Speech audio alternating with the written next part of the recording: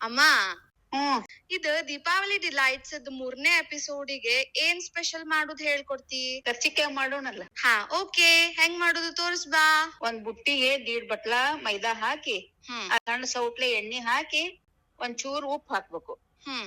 ಹಾಕಿ ಚಲೋತ್ನಂಗ್ ಕೈ ಆಡ್ಸಿ, ಆಮೇಲೆ ಒಂದ್ ಸ್ವಲ್ಪ ಹಾಲ್ ಹಾಕಿ ಗಟ್ಟೆಗೆ ಚಪಾತಿ ಹಿಟ್ಟಿನ್ಗಿಂತ ಸ್ವಲ್ಪ ಗಟ್ಟೆಗೆ ಕಲಸ್ಬೇಕು. ಮ್ಯಾಲೆ ಒಂದ್ ಸ್ವಲ್ಪ ಎಣ್ಣೆ ಹಾಕಿ 15-20 ನಿಮಿಷ ನೆನೆಲಿಕ್ಕೆ ಇಡ್ಬೇಕು. ಈಗ ಹುದು ಮಾಡ್ಕೊಳಕ್ಕೆ ಒಂದ್ ಬುಟ್ಟಿ ಒಳಗ ಅರ್ಧ ಬಟ್ಲ ಕಸ್ಕಸಿ, ಒಂದ್ ಬಟ್ಲ ಹುರ್ದುದ್ ಎಳ್ಳು, ಒಂದ್ ಬಟ್ಲ ಹುರ್ದುದ್ದು ಒಣ ಕೊಬ್ರಿ, ಅರ್ಧ ಚಮಚೆ ಏಲಕ್ಕಿ ಪುಡಿ, ಒಂದ್ ಬಟ್ಲ ಪುಟಾಣಿ ಹಿಟ್ಟು, ಒಂದ್ ಬಟ್ಲ ಬೆಲ್ಲ.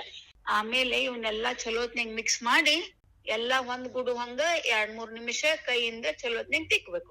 ಇಷ್ಟ ಮಾಡಿದ್ರೆ ನಮ್ ಹುದು ರೆಡಿ ಆಗ್ತದ. ಆಮೇಲೆ ನೆನೆಸಿದ ಹಿಟ್ಟಿಗೆ ಒಂದ್ ಚಮಚೆ ಎಣ್ಣೆ ಹಾಕಿ ಮತ್ತೊಂದ್ ನಿಮಿಷ ಚಲೋತ್ನಂಗ ನಾದ್ಬೇಕು. ಇದ್ರದ್ದು ಸಣ್ಣ ಸಣ್ಣ ಉಳ್ಳಿ ಮಾಡಿ ಇಟ್ಕೋಬೇಕು. ಆಮೇಲೆ ಒಂದೊಂದ ಉಳ್ಳಿ ತಗೊಂಡು ತೆಳ್ಳಗ ಲಟ್ಟಿಸಿ ಎಲಿ ಮಾಡಿ ಸೈಡಿಗೆ ಇಟ್ಕೋಬೇಕು. ಇದಾಗಿಂದ ಒಂದ್ ಎಲಿ ತಗೊಂಡು ಅಂಚಿಗೆಲ್ಲಾ ಹಾಲ್ ಹಚ್ಬೇಕು.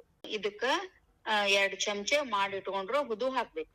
2 ಕೈಯಿಂದ ಎಲಿನ ಮುಚ್ಚಿ ಅಂಚನ್ನ ಚಲೋ ಹೊತ್ನ್ಯಾಗ ಒತ್ತಬೇಕು.